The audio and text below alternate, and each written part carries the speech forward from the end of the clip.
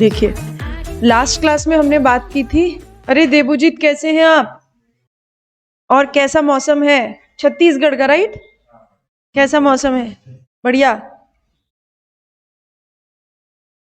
Chhattisgarh India में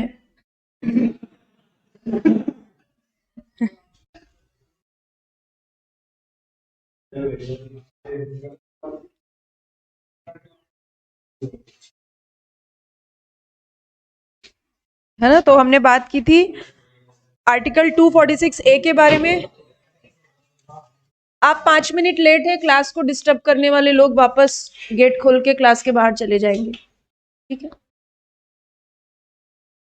हाँ कोई बात, मुझे पता है आप क्लास डिस्टर्ब कभी नहीं करते हो, तो जो आपको उकसा रहे ना मैं उनके लिए कह रही हूँ।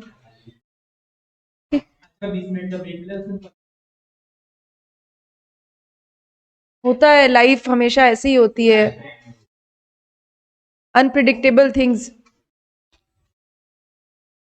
246 ए आर्टिकल एम्पावर करता है सेंट्रल गवर्नमेंट को as well as state government को। सेंट्रल गवर्नमेंट को एम्पावर करता है कि इंटर स्टेट सप्लाई के केस में एक्सक्लूसिव पावर होती है आईजीएसटी लगाने की। Half of the IGST destination state को दिया जाता है because it is a destination consumption based destination tax. और जो इंट्रा स्टेट सप्लाई होती है उस पे सीजीएसटी और एसजीएसटी लगता है, ठीक है? आर्टिकल 279 ए के बारे में हमने बात की। GST council that is a recommendatory body but final notification government issue करेगी और जीएसटी काउंसिल के पास केवल रिकमेंडेशन की पावर होती है, इसके अलावा और कुछ नहीं। Tax rate, threshold limit, exemptions, dispute resolutions के बारे में काउंसिल रिकमेंडेशन कर सकता है। उसके बाद हमने कुछ टैक्सेस के बारे में बात किया था which have been subsumed in GST. Benefits of the GST के बारे में हमने बात की थी। नाउ उसके बाद हमने इंडिया क्या होता है, मैंने आपको बोला जैसा कस्टम में इंडिया वैसा ही जीएसटी में India. Goods and service tax network के बारे में मैंने आपको ब्रीफ किया था। This is a technology backbone behind GST. पूरा आईटी इंफ्रास्ट्रक्चर जो है वो जीएसटीएन क्रिएट करता है। It is a private non government company है ये। और इसके साथ हमने अपना बेसिक्स जो है वो कंप्लीट किया था, ठीक है? और ये जो रिवीजन था ये मेरे लिए था। आप तो अच्छे बच्चे हो, हाँ पढ़ते हो, हाँ घर से करके आते हो, तो ये मेरे लिए था। ठीक है, चलिए स्टार्ट करते हैं अभी।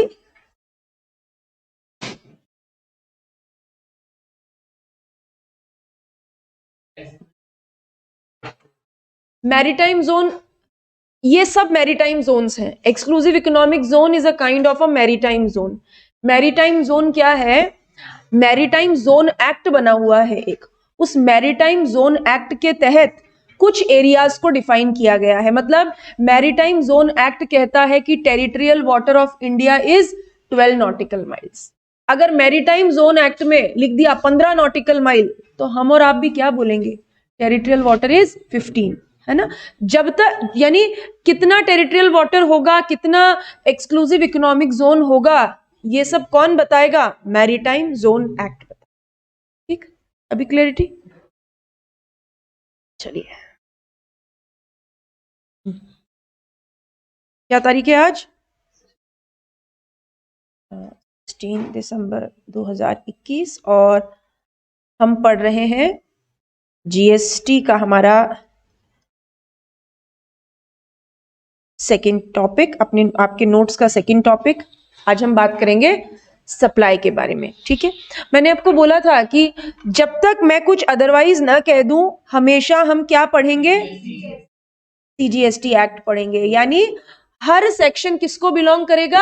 सीजीएसटी एक्ट को बिलोंग करेगा। जब तक कुछ भी ना कहूं, हर सेक्शन सीजीएसटी एक्ट को बिलोंग करेगा, ठीक है? और सीजीएसटी एक्ट का जो पहला सेक्शन आज हम पढ़ने वाले हैं दैट इज सेक्शन 9, है ना? सेक्शन 9 पढ़ेंगे। ये सेक्शन 9 क्या है? Section 9 subsection 1 and 9 subsection 2। Section 9 subsection 1 and 9 subsection 2 जो है वो जीएसटी में चार्जिंग सेक्शन है। चार्जिंग सेक्शन, जैसे मोबाइल को चार्ज करने के लिए चार्जर चाहिए होता है, बिना चार्जर के वो मोबाइल काम का नहीं है। उसी तरह किसी भी एक्ट की लिवेबिलिटी क्रिएट करने के लिए, है ना, हमें क्या चाहिए होता है? चार्जिंग सेक्शन चाहिए होता है। और चार्जिंग सेक्शन की कंडीशंस अगर अट्रैक्ट नहीं हुई तो वो टैक्स भी लेवी नहीं होगा। ठीक है, तो जीएसटी में अगर जीएसटी की लेवेबिलिटी, जस्ट अ मिनट, है नवीन, आप उस दिन कुछ पूछ रहे थे ना जम्मू एंड कश्मीर के बारे में। Yes, Jammu and Kashmir is a union territory, but GST के पॉइंट ऑफ व्यू से हमें उस पर ध्यान नहीं देना है। हमें कौन सी यूनियन टेरिटरी पे ध्यान देना है? केवल दिल्ली एंड पौंडीचेरी पे। क्या? नहीं, जीएसटी मुझे नहीं पता पवन सर किस पर्सपेक्टिव में कह रहे थे, बट जीएसटी के पॉइंट ऑफ व्यू से तो दिल्ली एंड पौंडीचेरी को ही स्टेट ट्रीट किया है। अभी वो पवन सर किस पर्सपेक्टिव में बात कर रहे थे I don't know, but GST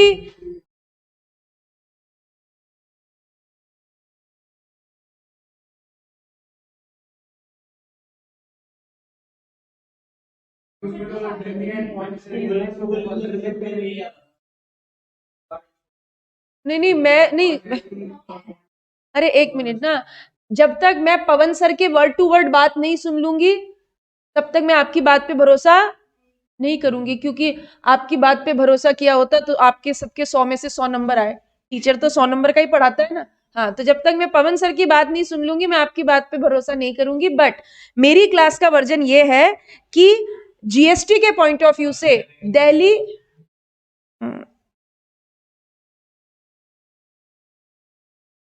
नहीं वो मैं कनेक्ट हो रहा था, बीच में डिस्कनेक्ट हो गया वापस।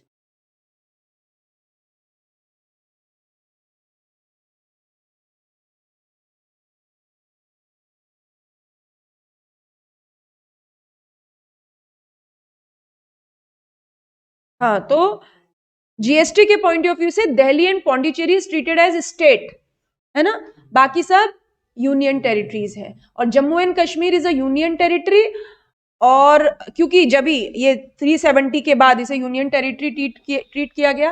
पहले Dadra Nagar Haveli and Daman and Diu 2 union territories होती थी अलग अलग। हाँ, अब उनको एक कर दिया। ठीक है, तो अगर पवन सर से मेरी बात होगी तो आई आस्क कि क्या डिस्कशन हुआ था, फिर हम उस वर्जन पे बात करेंगे कि ना क्या बात हुई थी। ठीक, तो section 9 subsection 1 and 9 subsection 2 charging section है। ठीक, अभी चार्जिंग सेक्शन क्या बोलता है? चार्जिंग सेक्शन मुझे कंडीशंस बताता है।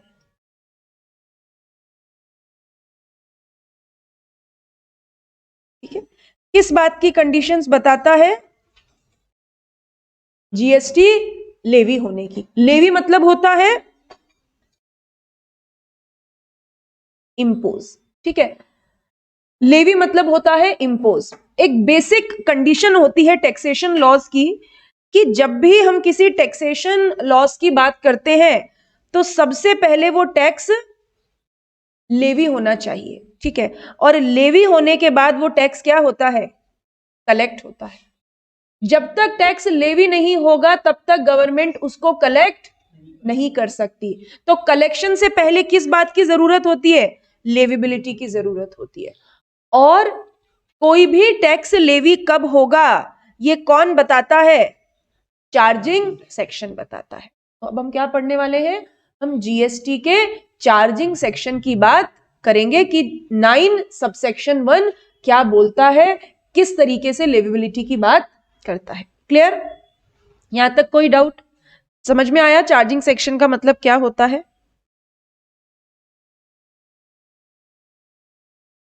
सीजीएसटी एक्ट का इनको नहीं पता है? ठीक, चार्जिंग सेक्शन सीजीएसटी एक्ट का, जब तक कुछ भी अदरवाइज ना कह दिया जाए हर सेक्शन सीजीएसटी एक्ट का ही सेक्शन। चलिए, 9 सबसेक्शन 1 ऑफ सीजीएसटी एक्ट। देखिए सीजीएसटी एक्ट का चार्जिंग सेक्शन है, तो किसकी लेवेबिलिटी की बात करेगा? मैंने बोला सीजीएसटी लेवेबिलिटी की बात करेगा, है ना। तो चार्जिंग सेक्शन ये कहता है कि central goods and service tax shall be levied. Central goods and service tax levy होगा। सीजीएसटी कौन सी सप्लाई पे लगता है? इंटर स्टेट सप्लाई पे या इंट्रा स्टेट सप्लाई पे? इंट्रा है ना, इंट्रा, क्योंकि इंटर स्टेट सप्लाई पे तो सीजीएसटी लगता ही नहीं है। तो यहां पे क्या लिखा है? CGST shall be levied on all intra state supplies. सही लिखा है ना? हमने भी यही समझा था बेसिक्स में कि सीजीएसटी इंट्रा स्टेट सप्लाई पे लगता है। ठीक है, जब मैंने आपको बेसिक्स बताया था तो हमने बात की थी किसकी सप्लाई होनी चाहिए, या एंड नहीं और बोथ। ठीक है, गुड्स और सर्विस और बोथ। देखिए ये इंग्लिश में एंड और का बड़ा झंझट है ना। अगर मैं आप ये कहें कि जीएसटी लगता है गुड्स एंड सर्विस की सप्लाई, इसका मतलब दोनों साथ साथ सप्लाई होने चाहिए। ठीक है, लेकिन ऐसा तो नहीं है ना।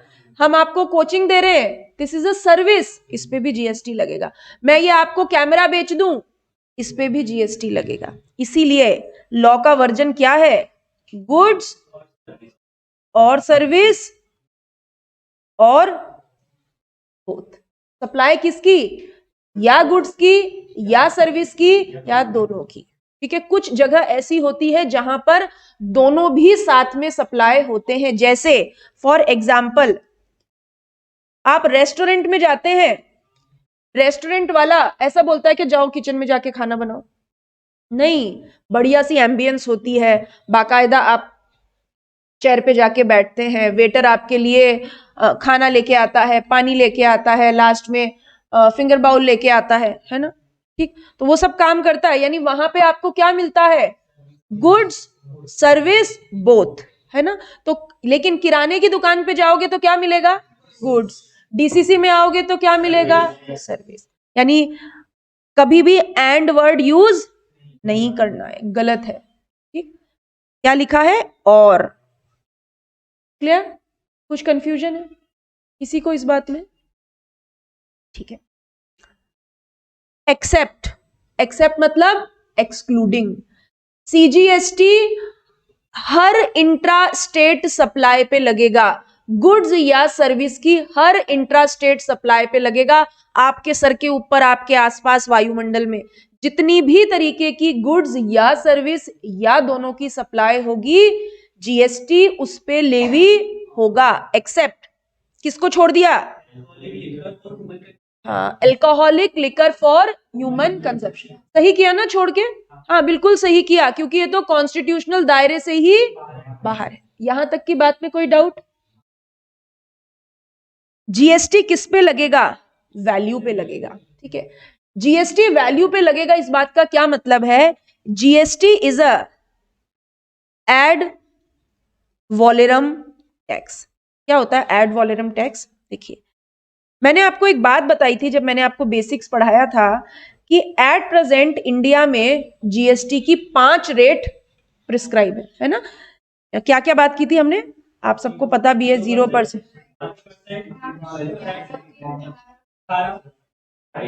याद है ना? हाँ सबको याद है, बहुत अच्छे बच्चों, सबको याद है। ये जीएसटी की रेट्स है, परसेंटेज में है। याद है 7th 8th क्लास में कंसेप्ट पढ़ते थे कि अगर कोई भी चीज परसेंटेज है तो परसेंटेज किस पे अप्लाई होता है? वैल्यू पे या यूनिट पे? वैल्यू पे। क्या चाहिए? अमाउंट, कोई अमाउंट चाहिए। तो जीएसटी भी हमेशा कैसे लगेगा? वैल्यू पे लगेगा। इसको आप ऐसे समझिए, याद है जब हमने कस्टम ड्यूटी पढ़ी थी तो कभी कभी कस्टम ड्यूटी पर यूनिट भी गिवन होती थी, कभी परसेंटेज में भी, लेकिन जीएसटी पर यूनिट गिवन नहीं है। जीएसटी की रेट्स हमेशा परसेंटेज में है, मतलब जीएसटी लगाने के लिए आपको एक अमाउंट चाहिए, दिस इज कॉल्ड वैल्यू। ठीक, अब ये वैल्यू कहां से आएगी? सेक्शन 15 से आएगी। अभी क्या होता है सेक्शन 15? बाद में पढ़ेंगे। ठीक, अभी इतना जीएसटी किस पे लेवी होगा? वैल्यू पे। वो वैल्यू कहां से कैलकुलेट होगी, है ना, ठीक।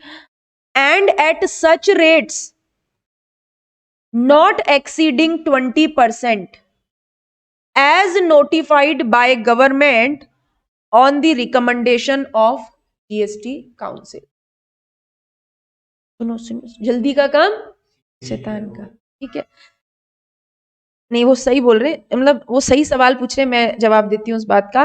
Eight such rates as notified by the government not exceeding 20%। यानी ये क्या बोल रहे हैं कि सीजीएसटी की रेट 20% से ज्यादा नहीं हो सकती। एक्ट क्या बोलता है, सीजीएसटी की रेट 20% से ज्यादा नहीं हो सकती, ठीक है। यानी हमने बोला सीजीएसटी की रेट 20% से ज्यादा नहीं हो सकती। इसका मतलब एसजीएसटी की रेट सेम, सीजीएसटी की रेट 20% से ज्यादा नहीं हो सकती, मतलब एसजीएसटी की रेट भी 20% से ज्यादा, क्योंकि दोनों में क्या होता है, आईजीएसटी की रेट 40% और जीएसटी की रेट 40%। यानी किसी भी सूरत में इंडिया में जीएसटी की रेट 40, अगर एसजीएसटी की 20 तो जीएसटी की रेट 40% से ज्यादा नहीं हो सकती, जैसा कि गवर्नमेंट नोटिफाई करे on the recommendation of GST council. हमने पढ़ा था ना, काउंसिल का फंक्शन होता है टैक्स रेट पे रिकमेंडेशन देना। बट एट प्रेजेंट इंडिया में हाईएस्ट जीएसटी रेट कितनी है, यानी किसी भी प्रोडक्ट पे ज्यादा से ज्यादा जीएसटी कितना लग रहा है, 28। गवर्नमेंट चाहे तो इसको कितना लेके जा सकती है, 40, हाईएस्ट 40, 50, 60, 70, 80 नहीं कर सकती, क्योंकि एक्ट में क्या लिखा है, सीजीएसटी की मैक्सिमम रेट 20% हो सकती है। इसका मतलब जीएसटी की 40। समझ में आया? This is the meaning. एक अपर लिमिट क्रिएट कर दी और अभी उसके नीचे ही लग रहा है। यानी एट प्रेजेंट हाईएस्ट, ध्यान से सुनिए सवाल क्या है, एट प्रेजेंट हाईएस्ट सीजीएसटी की रेट क्या चल रही है, 14। क्लियर? 14%। और कितनी हो सकती है बढ़ के? क्लियर? जो ऑनलाइन बच्चे हैं उनको किसी को कोई डाउट है तो बोलो। मोनिका को तो नहीं है, और बाकी आद्या, आदित्य, चिराग, गोपाल, हरीश, ओके ठीक है। हाँ जी बोले। एड वॉलेंटियर नहीं है, एड वॉलेरम है। एड वॉलेरम का मतलब वैल्यू पे लगता है, वैल्यू पे लगने वाला टैक्स है। यानी जब भी आप जीएसटी कैलकुलेट करेंगे तो आपके पास एक वैल्यू होनी चाहिए, वैल्यू ऑफ सप्लाई होनी चाहिए। जैसे फॉर एग्जांपल हम डीसीसी खुशी को क्या प्रोवाइड कर रहा है, service, right, service, we are providing service. उसके बदले में आप हमें क्या कंसीडरेशन दे रहे हो, 42,500। यानी डीसीसी के द्वारा दी गई सर्विस की वैल्यू क्या है, 42,500। आप एक पिज्जा खा के आते हो, वो 300 रुपए का होता है, पिज्जा शॉप वाला आपको गुड सप्लाई करता है, ठीक है, उसके लिए वैल्यू, उसकी वैल्यू कितनी है, पिज्जा की वैल्यू 320। अच्छा रिसेंट खाया होगा इन्होंने, ठीक है। तो दिस इज अ वैल्यू। खुशी बात समझ में आई? ओके। आज आप कहां चले गए?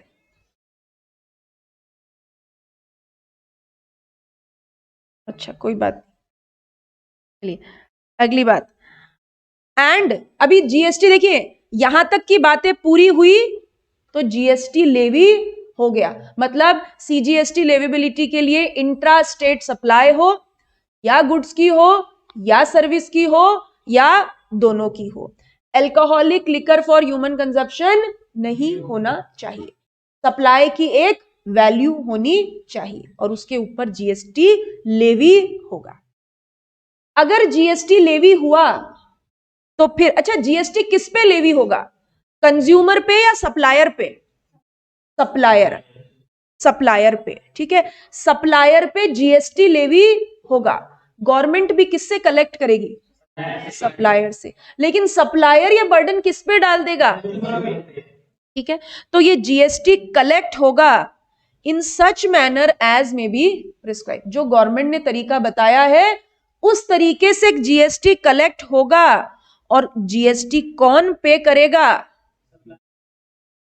हाँ, टेक्निकली टैक्सेबल पर्सन।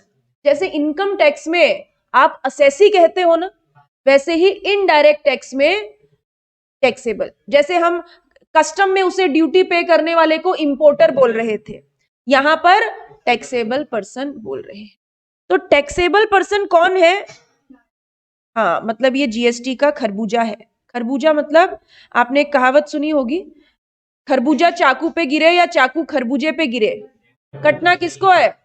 खरबूजे को। तो जीएसटी में खरबूजा नहीं, जीएसटी में टैक्सेबल पर्सन खरबूजा है। कस्टमर ने टैक्स पे किया या न किया, गवर्नमेंट किससे वसूल करेगी? टैक्सेबल पर्सन से। टैक्सेबल पर्सन से, यानी what is the taxable person? लिख लीजिए यहां पे, टैक्सेबल पर्सन का मतलब नहीं, रुकिए नोट करिए।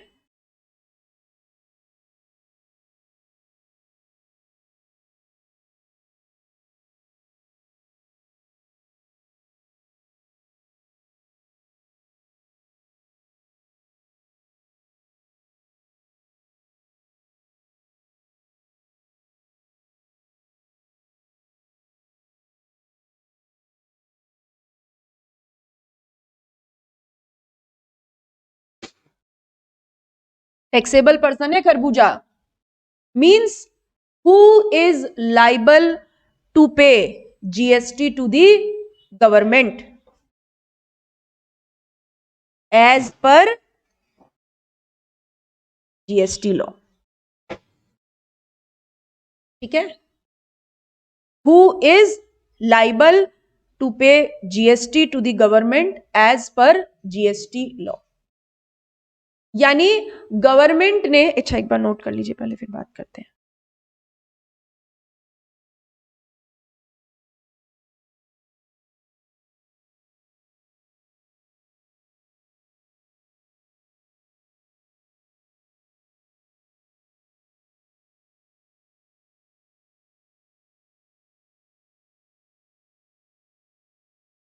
इतना लिख लिया। यानी जीएसटी लॉ में गवर्नमेंट ने जिसके कंधों पे जीएसटी पे करने की जिम्मेदारी डाली वो टैक्सेबल पर्सन है। मैं, आप, XYZ कोई भी टैक्सेबल पर्सन होगा या नहीं होगा ये हमारी इच्छा पे डिपेंड नहीं करता। गवर्नमेंट ने अगर बोला कि सप्लायर तुमको जीएसटी पे करना है आके, तो supplier is a taxable person who is liable to pay GST. ठीक है, हाँ। अब यहां पे एक और बात लिखिए, tax payment mechanism in GST.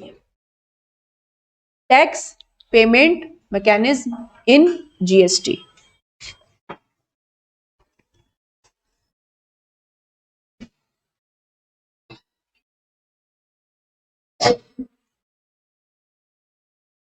यानी गवर्नमेंट टैक्स किससे लेगी? टैक्सेबल पर्सन से। जिसको टैक्सेबल पर्सन कैटेगराइज किया है उससे लेगी, टैक्सेबल पर्सन से लेगी। ठीक है,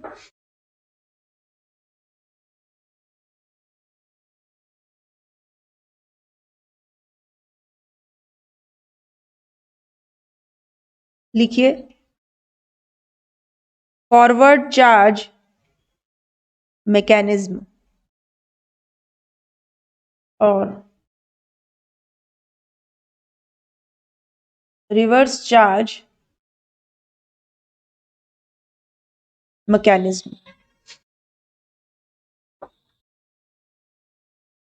आप ना अपनी एक सेपरेट नोटबुक बनाएंगे, क्योंकि ऐसी हम बहुत सारी चीजें नोट करेंगे।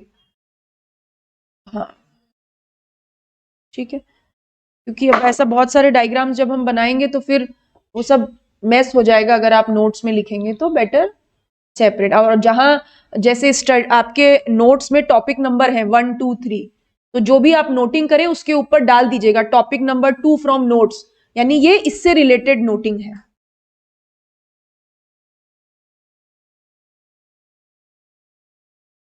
ठीक। टैक्स पेमेंट मैकेनिज्म, दो तरीके का टैक्स पेमेंट मैकेनिज्म होता है जीएसटी में। एक होता है फॉरवर्ड चार्ज, एक होता है रिवर्स चार्ज। ठीक है। फॉरवर्ड चार्ज का मतलब, देखिए मैंने बोला कि जीएसटी गवर्नमेंट को कौन जमा कराएगा, टैक्सेबल पर्सन। और टैक्सेबल पर्सन कौन होगा ये गवर्नमेंट डिसाइड करेगी, लॉ डिसाइड करेगा। ठीक है। तो गवर्नमेंट ने बोला कि जीएसटी हम कलेक्ट करेंगे टैक्सेबल पर्सन से, और टैक्सेबल पर्सन दो तरीके से हो सकता है, या तो फॉरवर्ड चार्ज में या रिवर्स चार्ज में। फॉरवर्ड चार्ज का मतलब व्हेन सप्लायर ऑफ गुड्स और सप्लायर ऑफ सर्विस, है ना, यानी SG stands for supplier of goods और SS stands for supplier of service.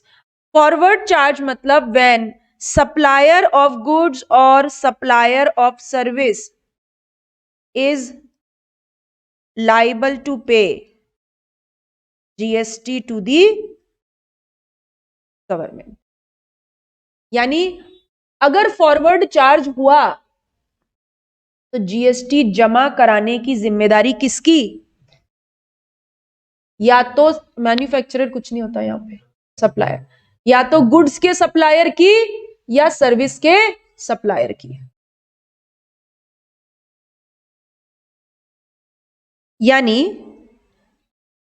Supplier of goods और सप्लायर ऑफ सर्विस, यहां पे क्या बना, खरबूजा बन गया। अपनी इच्छा से नहीं, गवर्नमेंट ने बोला उसको कि इस केस में तुम ही खरबूजे बनोगे।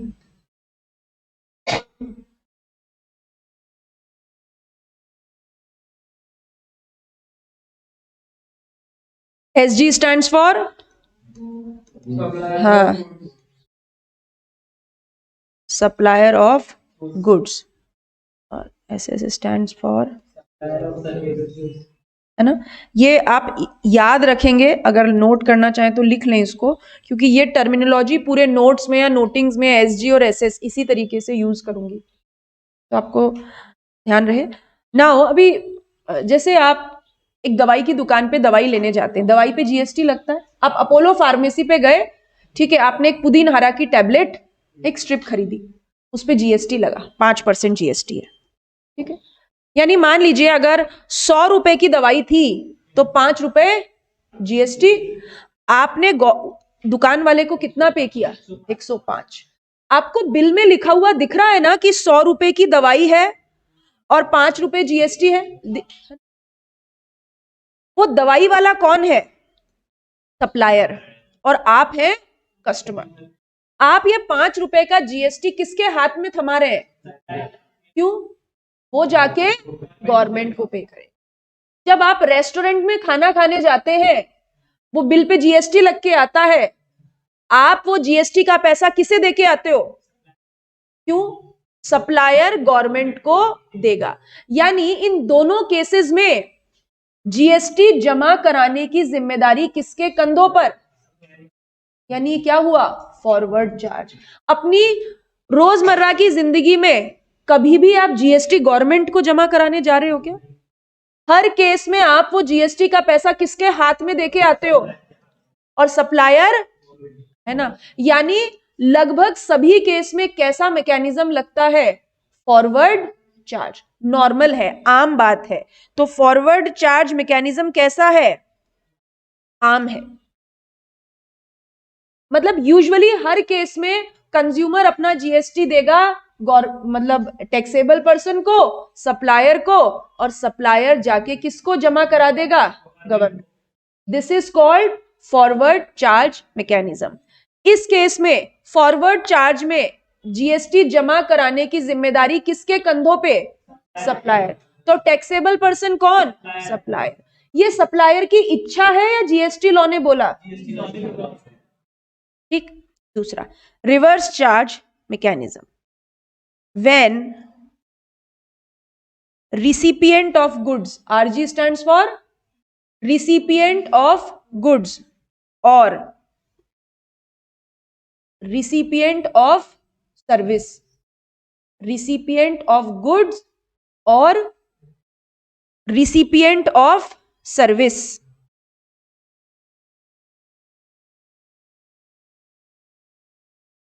is liable to pay GST to the government.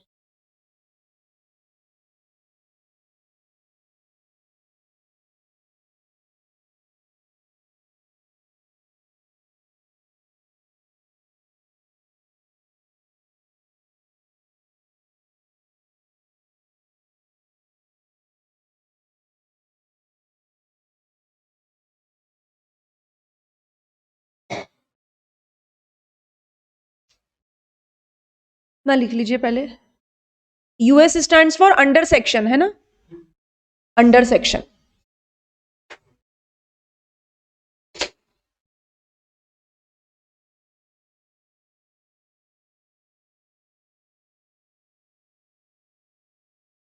जब नोट कर लेंगे तो बता देंगे नोट हो गया है। बढ़े आगे।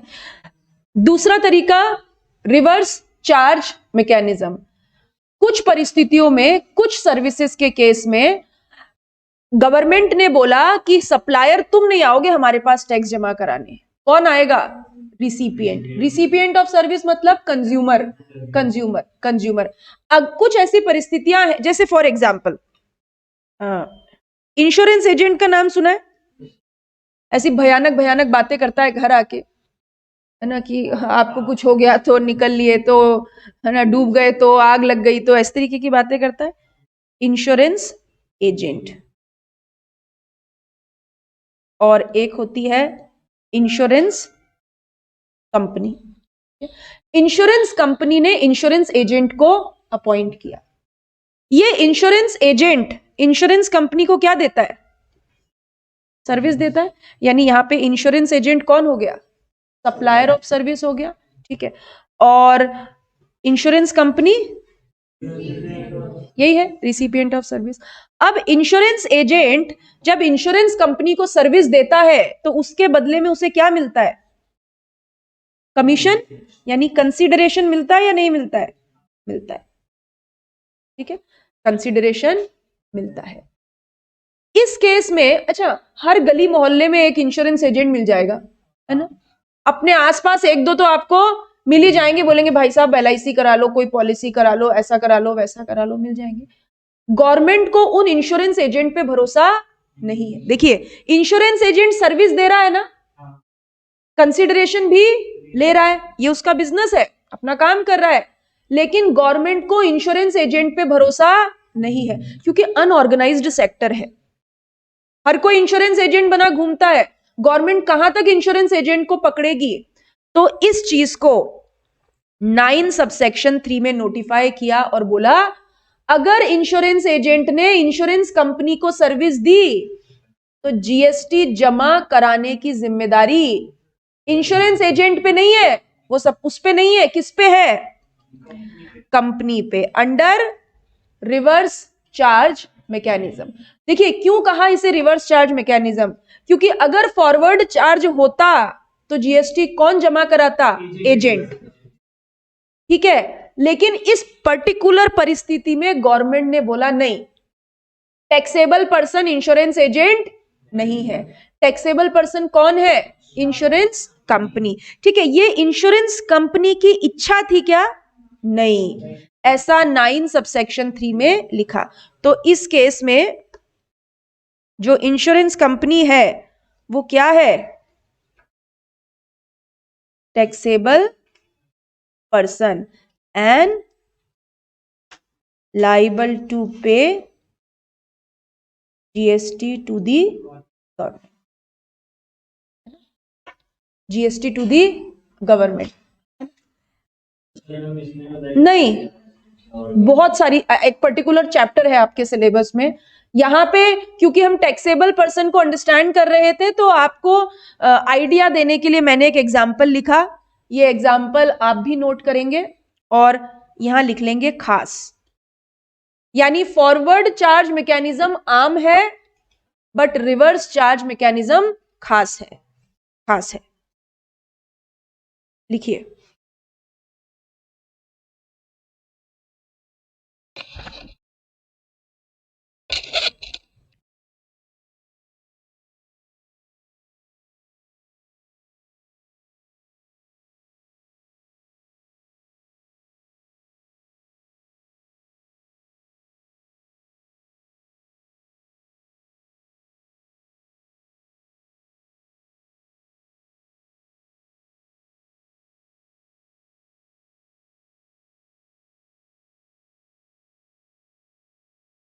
और कोई डाउट है तो पूछेंगे।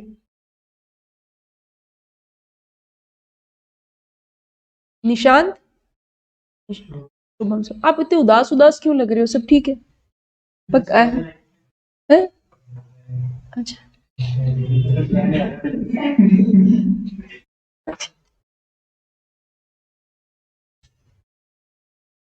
कुछ तो बहुत खुश है। खुशी की तो खुशी की सीमा ही नहीं है, पर मुझे लगा आप अपसेट क्यों हो। बता सकता है हमको तो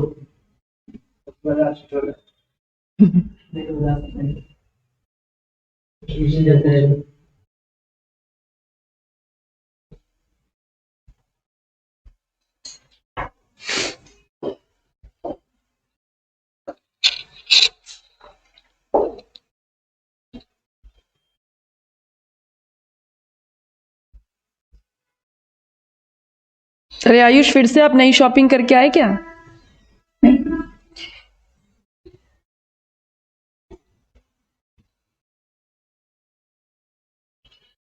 हाँ जी, बोलिए आद्या। तो इंश्योरेंस कंपनी और ये डेटा नहीं देती होगी? क्यों नहीं देती? इंश्योरेंस एजेंट में बिल्कुल देती हो।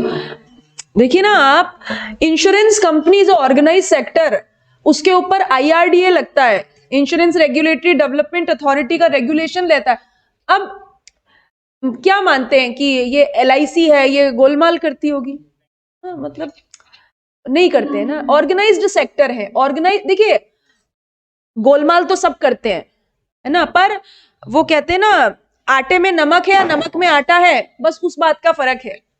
तो जब हम कोई चीज मैं आपको पढ़ाऊंगी, आप पढ़ेंगे या समझेंगे, तो क्या मान के चलेंगे? इंश्योरेंस कंपनी फ्रॉड है या सब कुछ ठीक ठाक है? सब ठीक ठाक है, सब ठीक ठाक है। सब चीज अजम्पशन बेस होती है ना। आप अकाउंट्स में भी तो अजम्पशन पढ़ते हैं ना। हाँ, सब ठीक है, गोइंग कंसर्न है, एवरीथिंग इज ओके, है ना। इंश्योरेंस कंपनी ऑर्गेनाइज्ड सेक्टर है, मान के नहीं चलते हैं एक्चुअली। ठीक है यहां तक।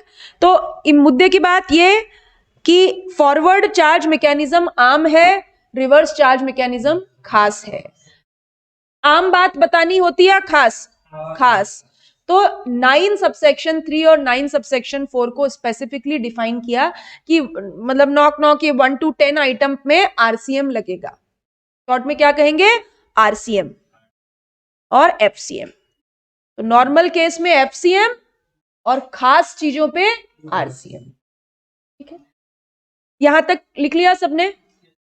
अब आप देखिए, नोट्स में चार्जिंग सेक्शन में लिखा है कि GST shall be collected by taxable person. यहां पे सप्लायर या रिसिपिएंट क्यों नहीं लिखा? यहां पे सप्लायर या रिसिपिएंट क्यों नहीं लिखा? क्योंकि अगर फॉरवर्ड चार्ज हुआ तो टैक्सेबल पर्सन सप्लायर, और अगर रिवर्स चार्ज हुआ तो रिसिपिएंट। तो गवर्नमेंट को सप्लायर रिसिपिएंट से लेना देना नहीं।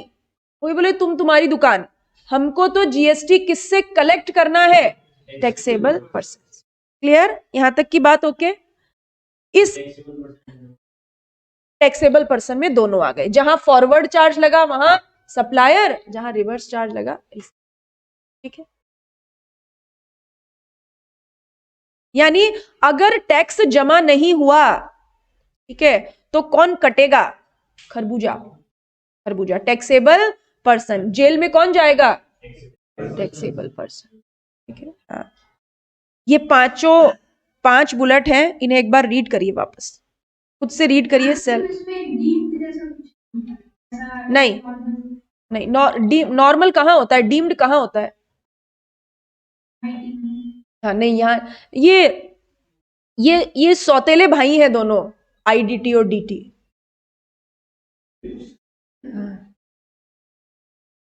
यहाँ नहीं होता है यार, ठीक है।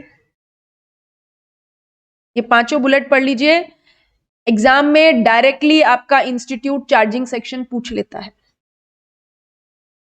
Define the charging section under GST.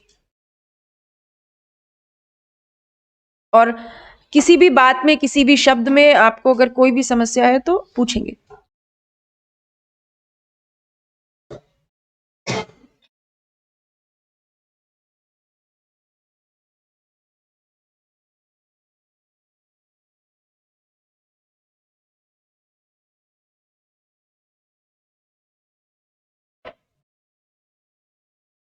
बढ़े आगे, कुछ पूछना है किसी को? ठीक है, मैंने आपको बोला था चार्जिंग सेक्शन दो है, एक 9(1), 9(2), ठीक है, 9(2). 9 सबसेक्शन 2 क्या कहता है? थोड़ी सी जानी पहचानी बात बोलेगा। सीजीएसटी एक्ट का 9 सबसेक्शन 2 ये कहता है कि GST will be levied on supply of. GST will be मतलब लगेगा, ठीक है, हाँ, फ्यूचर में। किनकी सप्लाई पे? Petrol, high speed diesel, motor spirit, natural gas, aviation turbine fuel, इन पांचों प्रोडक्ट के ऊपर जीएसटी लगेगा। कब से? उस डेट से जो गवर्नमेंट नोटिफाई करेगी काउंसिल की रिकमेंडेशन। देखिए, इन पांचों प्रोडक्ट को चार्जिंग सेक्शन में जगह दे दी, ठीक है, लेकिन 9 सबसेक्शन 1 में नहीं दी। क्यों नहीं दी 9 सबसेक्शन 1 में? अभी नहीं लगता, लगेगा। कब लगेगा? जब गवर्नमेंट नोटिफाई करेगी काउंसिल की रिकमेंडेशन। तो 9 सबसेक्शन 1, 9 सबसेक्शन 2 हमको क्या बताते हैं? Charging section. 9 सबसेक्शन 1 आम है और 9 सबसेक्शन 2 खास है, पर्टिकुलर 5 प्रोडक्ट के बारे में बात, ठीक है। यहां तक कोई समस्या? नाउ, यानी अगर हम अभी इस चीज को समराइज करें तो मेरे पास 4 सेक्शंस अभी हमने गो थ्रू किए। 9 सबसेक्शन 1, 9 सबसेक्शन 2, 9 सबसेक्शन 3, 9 सबसेक्शन 4, है ना। ये किसके सेक्शन है? आरसीएम के, आरसीएम के, ठीक है। 9 सबसेक्शन 2 5 प्रोडक्ट, 5 प्रोडक्ट, और 9 subsection 1 general, general charging section. This is the summary. हमने ये सेक्शंस अभी तक गो थ्रू किए हैं, ठीक है। किसी के दिमाग में किसी भी तरीके का कोई कंफ्यूजन है? 9 सबसेक्शन 1, हाँ, 9 subsection 1।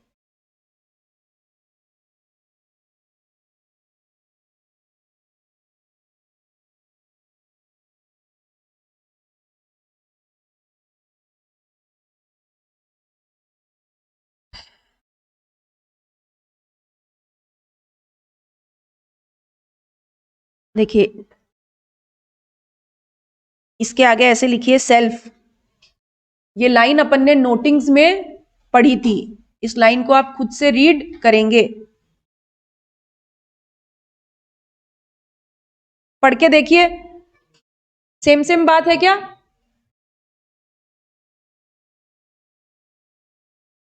POS stands for place of supply, ऐसा ही पढ़ा था, ठीक है ना। अभी इस पॉइंट को होल्ड कर देंगे, है ना। फिर इसके नीचे लिखी है inter state trade, inter state supply. और इंटर स्टेट के लिए क्या क्या होना चाहिए? 2 स्टेट, 2 यूनियन टेरिटरी, 1 स्टेट या 1 यूनियन टेरिटरी, ऐसा ही पढ़ा था। यहां तक कोई डाउट? अच्छा, नाउ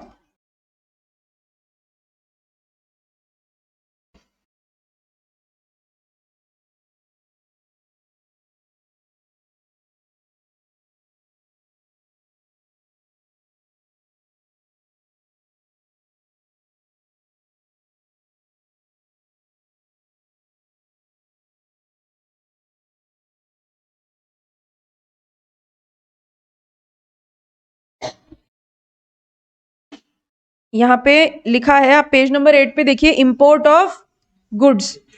इंपोर्ट ऑफ गुड्स के आगे लिख लीजिए इंटर स्टेट सप्लाई। इस तरीके से इंपोर्ट ऑफ गुड्स हमने कस्टम में पढ़ा था ना, जब गुड्स इंडिया की टेरिटरी में एंटर हो जाते हैं तो इंपोर्ट बिगिन हो जाता है। इंपोर्ट ऑफ गुड्स को जीएसटी लॉ क्या मानता है? Inter state supply. ठीक है, तो इंपोर्ट ऑफ गुड्स के आगे लिख लीजिए it is treated as inter state supply.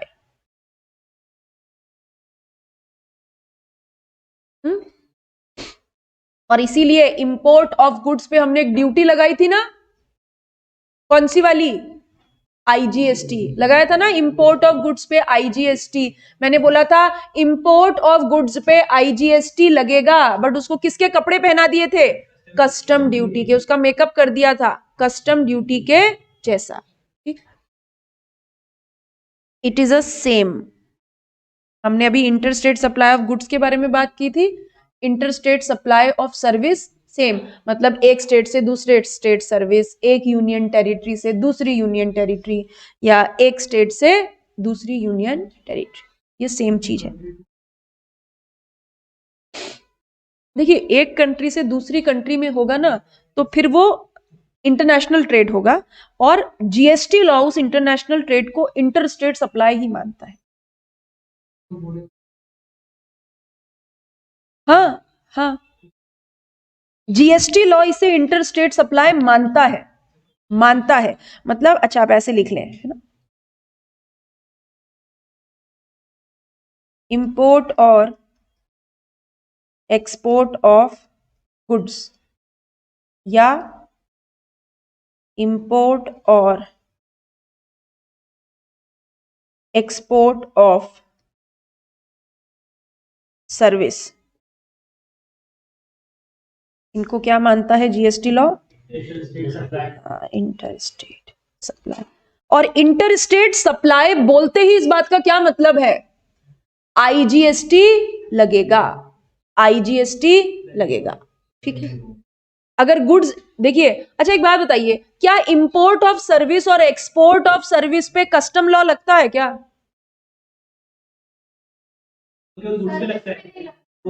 Goods पे लगता है। तो इंपोर्ट ऑफ गुड्स और एक्सपोर्ट ऑफ गुड्स को हम क्या मान रहे हैं? Inter state supply. और इंटर स्टेट सप्लाई पे क्या लगेगा? आईजीएसटी, बट किस फॉर्म में? कस्टम ड्यूटी के फॉर्म।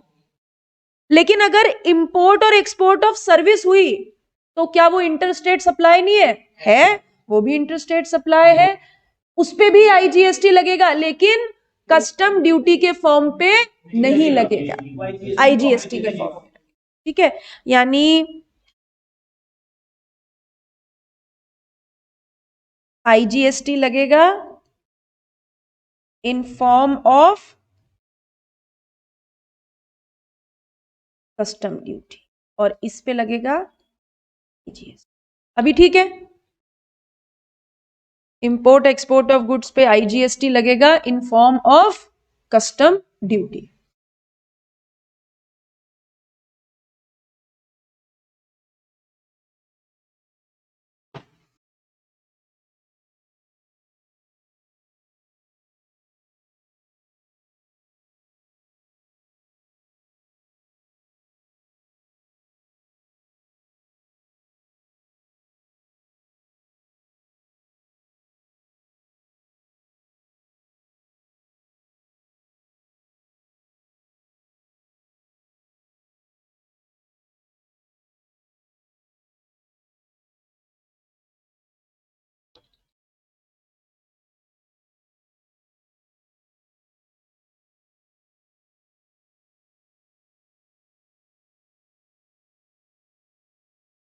ठीक। अच्छा, एक चीज और,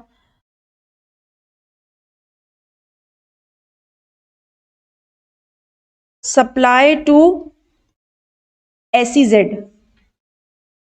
स्पेशल इकोनॉमिक जोन। मैंने एक शब्द यूज किया था जब आपको कस्टम पढ़ाया था कि special economic zone foreign territory की तरह ट्रीट होते हैं। ये होते इंडिया में ही है, लेकिन इनको फिर भी क्या माना जाता है? Foreign land. Foreign land. तो अगर आप SEZ को कुछ सप्लाई कर रहे हैं तो ऐसे मानेंगे जैसे आपने फॉरेन लैंड को सप्लाई किया, और अगर फॉरेन लैंड को सप्लाई किया तो वो क्या होता है? इंटर स्टेट, है ना।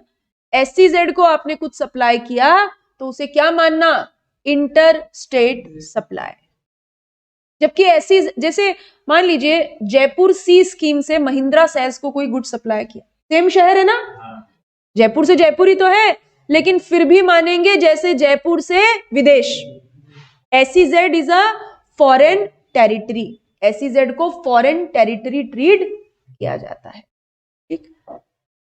और SEZ हमने बात की थी, special economic zone government notify करती है। आपको ध्यान रहे इसके लिए लिख लीजिए, इसको क्या मानते हैं? इट इज फॉरेन टेरिटरी माना जाता है।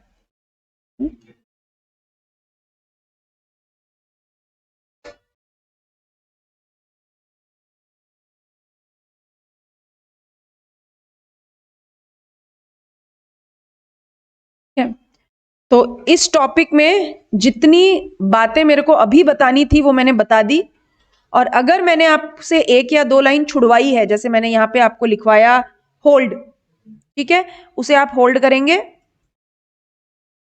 इनको भी आप होल्ड करेंगे, लास्ट के दो टॉपिक को भी आप होल्ड करें, deemed concept of interstate supply को और सप्लाई इन टेरिटोरियल वाटर्स, इनको एक बार आप होल्ड करेंगे। जब आगे जहां ये चीजें रेलेवेंट होगी हम कवर कर लेंगे। ठीक है, 1:50 तक क्लास है आपकी, है ना? शेड्यूल नहीं देखते आप? 1:50 तक है ना? आपको अगर 5 मिनट का ब्रेक चाहिए तो it is okay with me.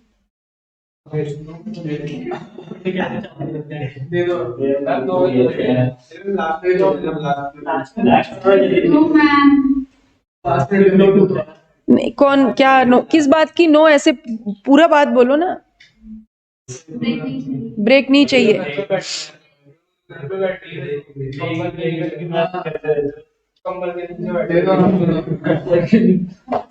एक कल से आप भी ले आना ऐसे, फिर उसके नीचे से हाथ निकाल। मतलब ठीक है, 2-3 मिनट होल्ड कर देती हूँ, आप आपस में बात कर सकते हैं। ठीक है, कोई वीडियो देख सकते हैं व्हाट्सएप में। नहीं, लास्ट तो 1:50 पे क्लास ही ओवर हो जाएगी ना। नहीं, ऐसा ऐसा नहीं हो सकता, क्लास ऑल्टरनेट डे पे हो रही है वैसे ही। 1:18 हुए, है ना? 1:20 पे हम क्लास वापस रिज्यूम कर लेंगे। 2 मिनट एनफ होते हैं, है ना? 1:20 पे।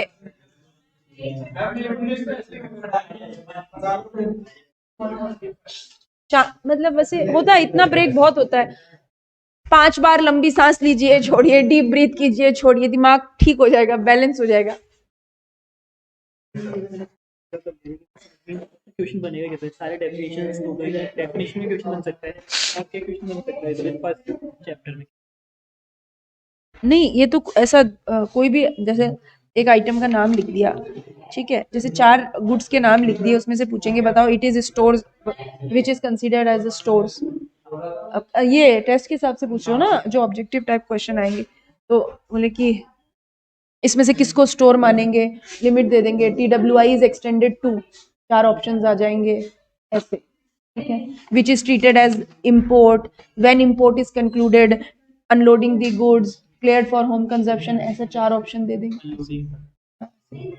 आप वो देखो ना, आप अपना ICMAI के सजेस्टेड आंसर पे जाओ, ये कहाँ पे होता है? आप गूगल पे टाइप करो ICMAI सजेस्टेड आंसर्स, है ना, फिर वहाँ पे प्रीवियस एग्जाम्स के पेपर खुलते, आपको अपना रजिस्ट्रेशन नंबर डालना होगा, प्रीवियस एग्जाम के पेपर खुलेंगे, है ना, वहाँ पे MCQs मिलेंगे आपको।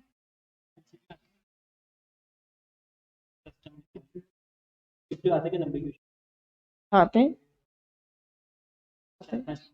हाँ आते हैं।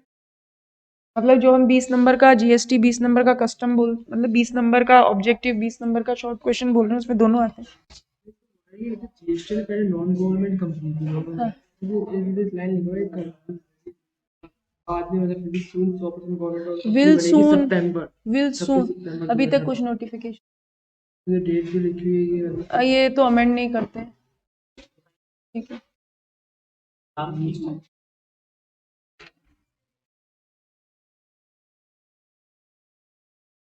टैक्सेबल पर्सन क्या कैजुअल टैक्सेबल पर्सन, अभी भी नहीं पढ़ा है मैंने, तो ये डेफिनेशन हाँ नहीं पढ़ी, डेफिनेशन छोड़ दो, अभी नहीं पढ़ा है मैंने, किसी डेफिनेशंस के बारे में बात नहीं की, आ जाएगी धीरे धीरे, अब अगले चैप्टर में जैसे बिजनेस की डेफिनेशन आ जाएगी, कोई बात नहीं, नहीं मैं क्लास में करवा देती। चलिए चलिए स्टार्ट करेंगे। हाँ रिवर्स चार्ज नहीं पढ़ा है, वही है, पढ़ के देखो, वही है, सेम मिलेगा। मैंने तो स्टोर की डेफिनेशन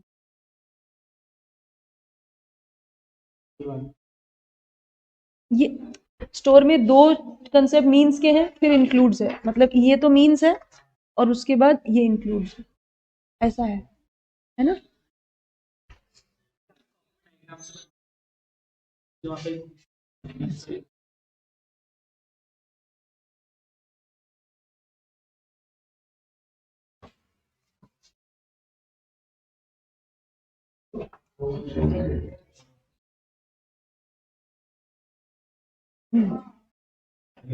हो गया ब्रेक? अच्छा, तो आपने नवीन को पानी भरने का काम दिया है?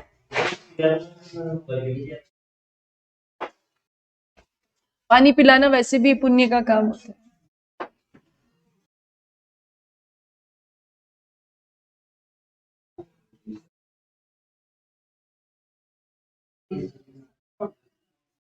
बट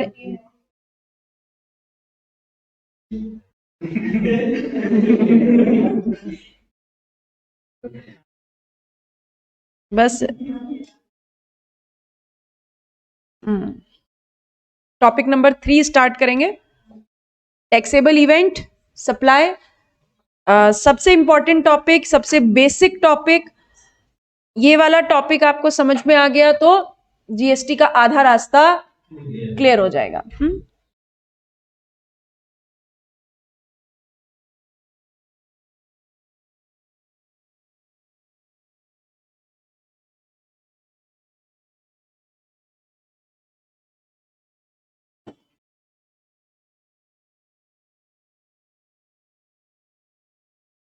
देखिए सप्लाई, ये जो सप्लाई है ये हीरो है, ठीक है, किसका हीरो है? GST का, ये GST का हीरो है, यानी ये सप्लाई एक घटना है या दुर्घटना है, कुछ भी मान लीजिए, ठीक है ना, वो कहते हैं ना सावधानी हटी दुर्घटना घटी, तो अगर सप्लाई हुआ है ना तो GST लेवी होगा। फर्स्ट फॉरमोस्ट बेसिक, सबसे पहली कंडीशन, अगर किसी एक्टिविटी को सप्लाई कैटेगराइज करोगे तभी GST लेवी होगा। हम पूरे दिन में बहुत सारे काम करते हैं, ठीक है, जैसे फॉर एग्जाम्पल इनको मैथ्स बहुत अच्छी आती है, आशीष की मैथ्स बहुत वीक है, डब्बा गोल है बंटा धार है, ये आ गए मनीष के पास कि मनीष देख तू मेरा दोस्त, तू मेरा भाई, मेरे को मैथ्स पढ़ा दे, ठीक, मनीष ने बोला ओके, यानी मनीष यहां पे क्या हो गए? सप्लायर ऑफ सर्विस, सर्विस दे रहे, और इनके जिगरी दोस्त आशीष कौन हो गए? Recipient of service. मनीष ने आशीष को सर्विस दी, ठीक है, तो बोले देख गुरु दक्षिणा देनी बनती है, गुरु दक्षिणा के बिना दिमाग में मैथ्स नहीं घुसेगी, तो ऐसा कर मेरे को 5,000 रुपए महीना दे दे। बोले मेरे को 5,000 रुपए महीना दे दे।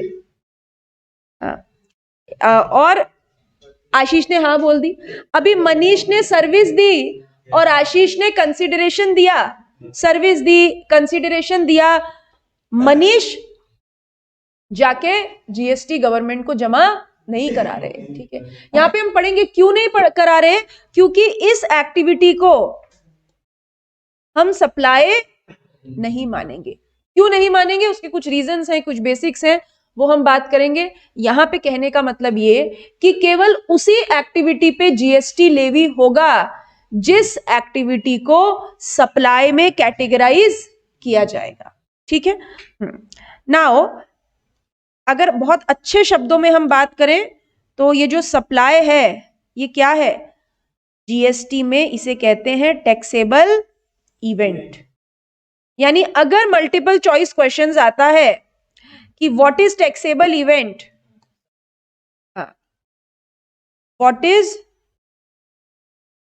टैक्सेबल इवेंट, जीएसटी में टैक्सेबल इवेंट क्या है, आपका जवाब होगा सप्लाई।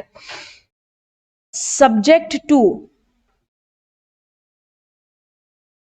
5 पैरामीटर्स। यानी अभी मूवी को हिट करने के लिए क्या चाहिए, केवल हीरो नहीं। करण जौहर की अगर ब्लॉकबस्टर मूवी है तो फिर मूवी में मतलब सिद्धार्थ मल्होत्रा भी चाहिए, वरुण धवन भी चाहिए, आलिया भट्ट भी चाहिए, ऋषि कपूर भी चाहिए, और ऐसे कई सारे कैरेक्टर चाहिए मूवी को ब्लॉकबस्टर बनाने के लिए। तो सप्लाई हमारी मूवी का हीरो है, लेकिन अगर मूवी को ब्लॉकबस्टर बनाना है तो सप्लाई के साथ 5 कैरेक्टर और चाहिए, 5 कैरेक्टर और चाहिए, मतलब चाहिए ही चाहिए, ठीक है। सप्लाई हमने क्या बोला, सप्लाई होगी तो जीएसटी लेवी होगा, लेकिन सप्लाई किसकी होनी चाहिए, ऑफ गुड्स और सर्विस और बोथ। यानी पहला पैरामीटर, सप्लाई पे जीएसटी लेवी होना है तो सप्लाई किसकी, गुड्स की या सर्विस की या दोनों की। Second one, supply against consideration. Supply के बदले में कंसीडरेशन होना चाहिए। आप चाहे गुड्स दो या आप सर्विस दो, उसके बदले में कुछ आपको मिलना चाहिए, ठीक है। हर पैरामीटर के ऊपर डिटेल आपके एनालिसिस है आपके कोर्स कंटेंट में, मॉड्यूल में, स्टडी मटेरियल में, बाद में बात करेंगे। अभी केवल हम नाम पे बात कर रहे हैं। गुड्स या सर्विस या दोनों, सप्लाई के बदले में कंसीडरेशन होना ही चाहिए। यानी आप सहेली की बर्थडे के लिए केक लेने जाते हैं, दुकान वाले को पैसा देके आते हैं या नहीं आते हैं, आते हैं। दुकान वाले ने आपको केक दिया, आपने उसको पैसा दिया। डीसीसी ने आपको सर्विस दी, आपने हमको फीस दी। जावेद हबीब के पास हेयर कट कराया, जावेद हबीब ने आपको सर्विस दी, आपने उसके बदले में पैसा दिया, ठीक है। यानी जब भी सर्विस या गुड्स की सप्लाई होगी उसके बदले में कंसीडरेशन होना ही चाहिए, ठीक है। तीसरा, इन कोर्स और फर्दरेंस ऑफ बिजनेस, COURSE है, सॉरी SE, इन कोर्स और furtherance of business, in course और फर्दरेंस ऑफ बिजनेस।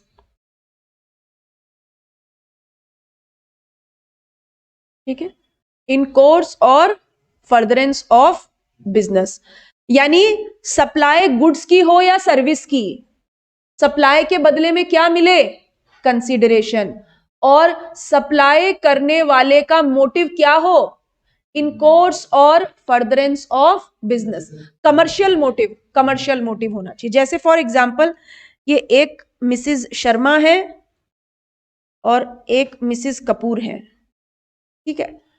अभी मिसेस शर्मा को मांगने की आदत है, कटोरी लेके पहुंच जाती है मिसेस कपूर के पास, एक कटोरी चीनी दे दो, एक कटोरी दही दे दो, ठीक है।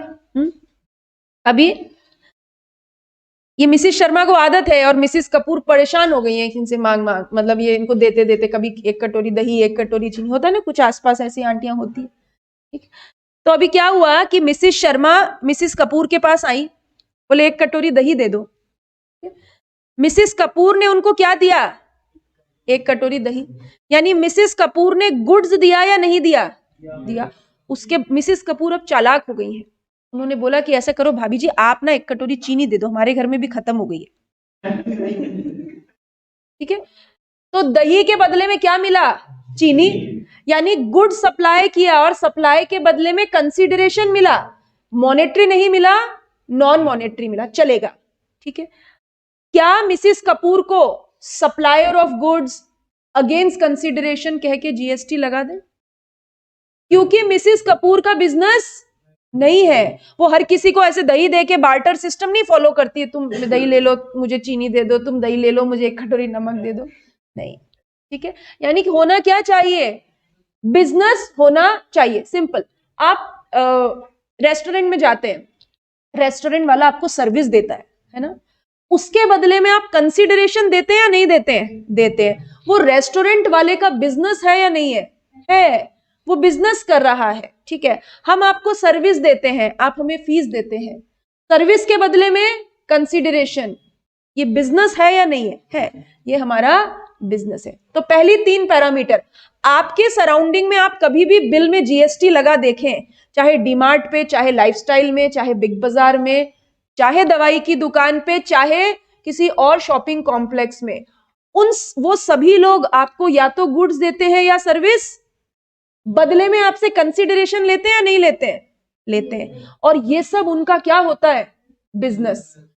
99.99% केसेस में आप अपनी सराउंडिंग में देखिए, अगर किसी व्यक्ति ने बिल में आपको जीएसटी लगा के दिया है तो वो काम उस व्यक्ति का बिजनेस होता है, चाहे फर्नीचर की दुकान हो, चाहे लैपटॉप की दुकान हो, चाहे रेस्टोरेंट हो, चाहे कोचिंग इंस्टीट्यूट हो, व्हाटएवर,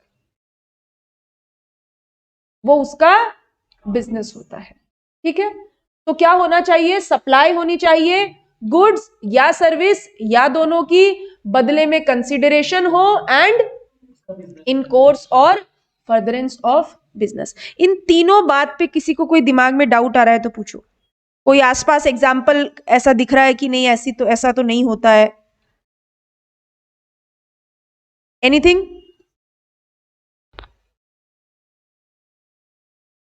जैसे जैसे क्या लेने गए थे, बिल था, बिना बिल के लाए थे ना, जीएसटी नहीं था, रजिस्ट्रेशन की होगा तभी बिल के ऊपर जीएसटी रजिस्ट्रेशन नंबर लिखा था,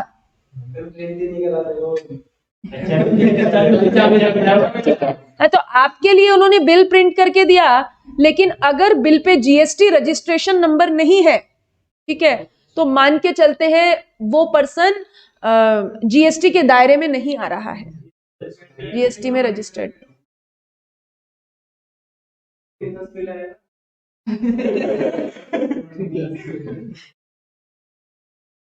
चलिए, अगेंस्ट कंसिडरेशन, इन कोर्स और furtherance of business. 4th one, by taxable person to taxable or non taxable person. Supply किसके द्वारा? टैक्सेबल पर्सन के द्वारा। टैक्सेबल पर्सन के द्वारा मतलब आपने ऊपर एक टेबल बनाई थी ना अभी टैक्सेबल पर्सन वाली, यहां पे देखिए आपके पास कहीं स्पेस होगा वहां पे, चलो यहां पे ये सबसे ऊपर मैंने हेडिंग लिखी थी, taxable person is equals to खरबूजा who is liable to pay GST to the government. ठीक है, एक लाइन एक शब्द और यहां पे लिख लीजिए,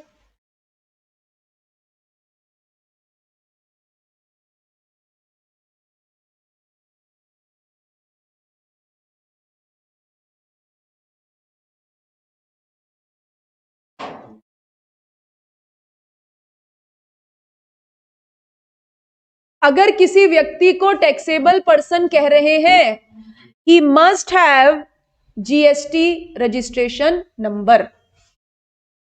यानी टैक्सेबल पर्सन बनने के लिए आपके पास क्या होना चाहिए?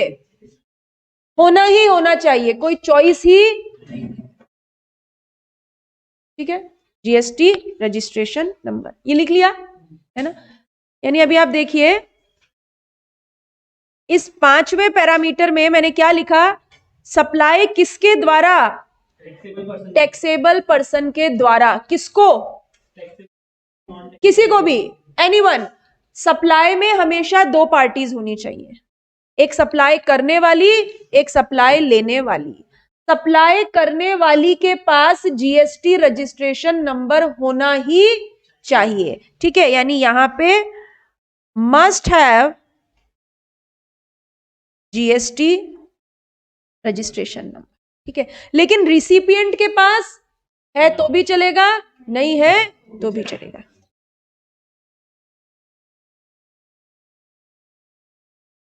पांचवी बात, इट मस्ट बी अ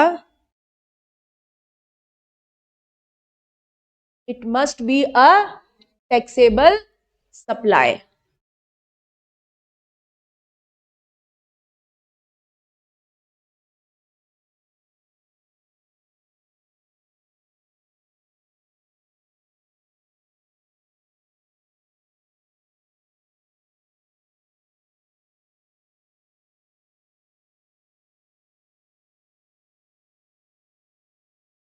जिसको जीएसटी से एग्जम्पशन ना मिली हो, जिसको जीएसटी से एग्जम्पशन ना मिली हो। ठीक है,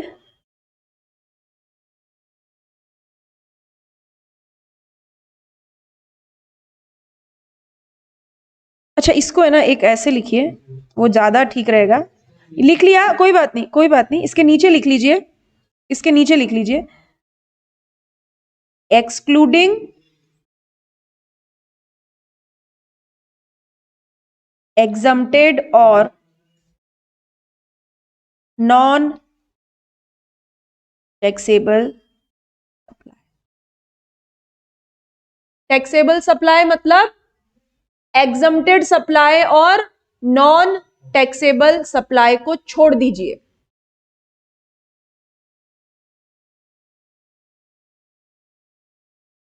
एक बार ये लिखे फिर हम बात करते हैं।